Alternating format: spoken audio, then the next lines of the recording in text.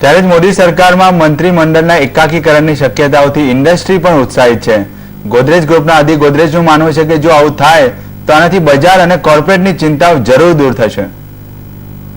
ये जो स्टेटमेंट है मिनिमम गवर्नमेंट मैक्सिमम गवर्नेंस, दोनों पार्ट्स से फायदा रहेगा। मिनिमम गवर्नमेंट से फायदा रहेगा, मैक्सिमम गवर्नेंस से फायदा रहेगा।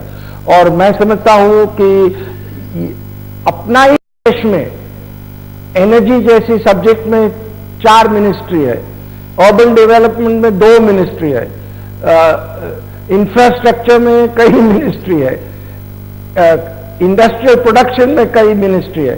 ये अच्छी बात नहीं है, ये बहुत डिविजिवनेस रहता है। जो कम मिनिस्ट्री हो और कैबिनेट मिनिस्टर में डिसीजन मेकिंग एबिलिटी हो तो मैं समझता हूं कि बहुत फायदा हो सकता है ये देश में। इंडस्ट्री ने नवी सरकार थी झड़पथी जीएसटी लागू करवानी मांग करी है।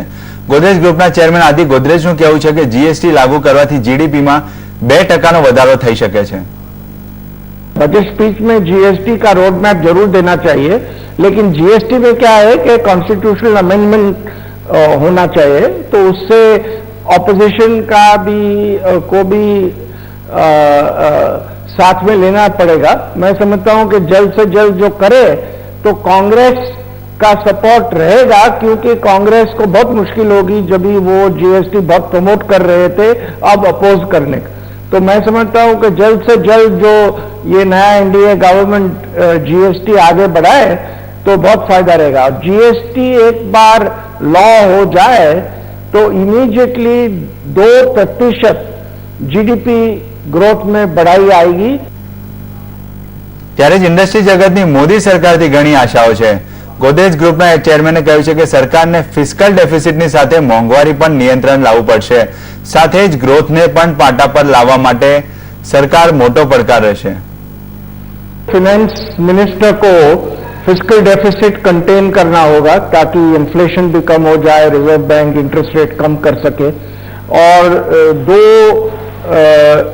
बड़े इनिशिएटिव रहेंगे मैं समझता हूं फिस्कल डेफिसिट कंटेन करने के। एक तो जो सब्सिडीज दी जाती है खास करके पेट्रोलियम सेक्टर में वो कम की जाएगी और एलिमिनेट कर सकते हैं ताकि गवर्नमेंट स्पेंडिंग कम हो जाए।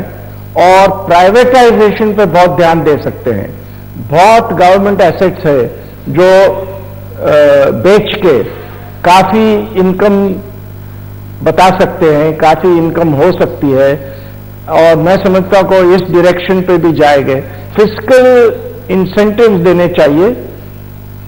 इंडस्ट्रियल प्रोडक्शन जैसे आपको पता है नेगेटिव टेरिटरी में है, इंडस्ट्रियल ग्रोथ पे बहुत ध्यान देना चाहिए। मैं समझता हूं कि मिनिमम ऑल्टरनेट टैक्स जो कम कर दी जाए तो इंडस्ट्री काफी इन्वेस्टमेंट पे ध्यान देगी। ત્યારે જ વાયદા બજાર પર વધુ ચર્ચા કરવા માટે આપણી સાથે ઇનસાઇટ સિક્યોરિટીઝના પ્રકાશ લાબડિયા તો જોડાયેલા છે જ, પણ હવે ઇનસાઇટ કેપિટલના સીઈઓ ઉત્પલ ગાંધી પણ જોડાઈ ગયા છે। જે ઉત્પલજી, અમારા શોમાં આપનું સ્વાગત છે।